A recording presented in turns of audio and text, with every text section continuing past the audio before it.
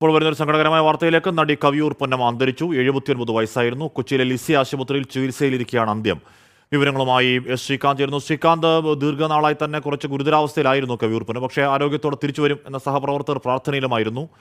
എപ്പോഴാണ് അന്ത്യം? എന്താണ് വിവരങ്ങൾ, ശ്രീകാന്ത്?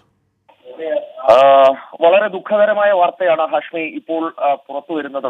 എറണാകുളം ലിസി ആശുപത്രിയിൽ വാർദ്ധക്യ സഹജമായ അസുഖങ്ങളെ തുടർന്ന് കുറച്ചധികം നാളുകളായി ചികിത്സയിലായിരുന്നു കവിയൂർ പൊന്നമ്മ. ഇതിനിടയിലാണ് അല്പസമയം മുമ്പ് അവരുടെ മരണം സ്ഥിരീകരിച്ചത്. കഴിഞ്ഞ ദിവസം അവരുടെ മകൾ അമേരിക്കയിൽ നിന്നും ഇവിടെ എത്തി കണ്ട് മടങ്ങിയിരുന്നു. അതിനിടയിൽ ചില മാറ്റങ്ങൾ, ആരോഗ്യത്തിൽ കുറച്ചധികം മാറ്റങ്ങളൊക്കെ തന്നെ വന്നിരുന്നു. അത് വലിയ പ്രതീക്ഷയൊക്കെ നൽകിയതാണ്. പക്ഷേ അത് അസ്ഥാനത്തായി. മരണം ഇപ്പോൾ സ്ഥിരീകരിച്ചു. 80 വയസ്സായിരുന്നു കവിയൂർ പൊന്നമ്മയ്ക്ക്. അവരുടെ ആരോഗ്യ സംബന്ധമായ പ്രശ്നങ്ങളെ തുടർന്നുള്ള ചികിത്സ തുടർച്ചയായി ചെയ്തുകൊണ്ടിരുന്നത് ഇവിടെ തന്നെയായിരുന്നു, ലിസി ആശുപത്രിയിൽ തന്നെയായിരുന്നു. അടുത്തിടെ ആശുപത്രിയിൽ പ്രവേശിപ്പിച്ചപ്പോൾ അവരുടെ പരിശോധനയിൽ ഒട്ടനേകം പ്രശ്നങ്ങൾ, വാർദ്ധക്യ സഹജമായ അസുഖങ്ങളെ തുടർന്നുള്ള പ്രശ്നങ്ങൾ ഉണ്ട് എന്നുള്ള കാര്യം സ്ഥിരീകരിച്ചതുമാണ്. തുടർന്ന് ആശുപത്രിയിൽ തന്നെ ICUവിലായിരുന്നു ഉണ്ടായിരുന്നത്.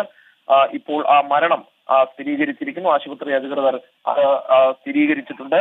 കവിയൂർ പൊന്നമ്മയെ കുറിച്ച് പറയുകയാണെങ്കിൽ സിനിമയും ജീവിതവുമായി ഏറെ ബന്ധപ്പെടുത്തി കാണുന്ന മലയാളികൾക്ക് എന്നും അമ്മയുടെ മുഖവും മനസ്സും നൽകി ആ ഒരു പ്രതിച്ഛായയാണ് കവിയൂർ പൊന്നമ്മയ്ക്ക്. മികച്ച സഹനടിക്കുള്ള സംസ്ഥാന ചലച്ചിത്ര അവാർഡ് 1971, 72, 73, 1994 എന്നീ വർഷങ്ങളിൽ അവർ നേടിയിട്ടുണ്ട്. അതോടൊപ്പം അവരുടെ ജനനം 1945 സെപ്റ്റംബർ 10 അവരുടെ ജനനം നടന്നത്. ജീവിതരേഖ പറയുകയാണെങ്കിൽ പത്തനംതിട്ട ജില്ലയിലെ കവിയൂർ ഗ്രാമത്തിലാണ് അവർ ജനിക്കുന്നത്.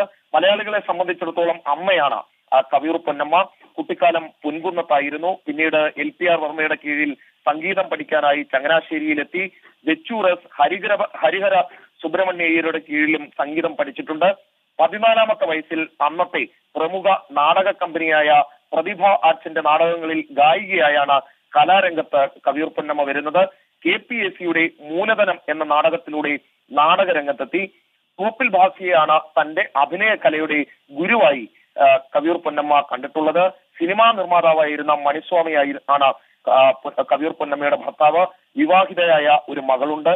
അവർ അമേരിക്കയിലാണ്. അവരുടെ കാര്യമാണ് ഞാൻ നേരത്തെ പറഞ്ഞത്. അവർ ഇവിടെ എത്തി ആശുപത്രിയിൽ ചികിത്സയിലായിരുന്ന അമ്മയെ കണ്ട് മടങ്ങിയിരുന്നു.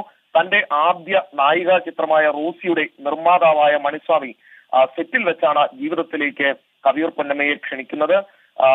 അന്തരിച്ച പ്രശസ്ത നാടക സിനിമാ നടിയായിരുന്ന കവിയൂർ രേണുക കവിയൂർ പൊന്നമ്മയുടെ സഹോദരിയാണ്. ഈ ആലുവയ്ക്ക് സമീപം, എറണാകുളം ജില്ലയിൽ തന്നെയാണ് അവർ താമസിക്കുന്നത്. ഇപ്പോൾ ആലുവയ്ക്ക് സമീപം പുഴയോരത്ത് നിർമ്മിച്ചിട്ടുള്ള ശ്രീപാദം എന്ന വീട്ടിലാണ് അവരിപ്പോൾ താമസിക്കുന്നത്. കഴിഞ്ഞ പ്രളയകാലത്തടക്കം അവരുടെ വീട് മുങ്ങിയതുമായി ബന്ധപ്പെട്ടും ഒക്കെ തന്നെ വലിയ വാർത്തകളൊക്കെ തന്നെ വന്നിരുന്നു.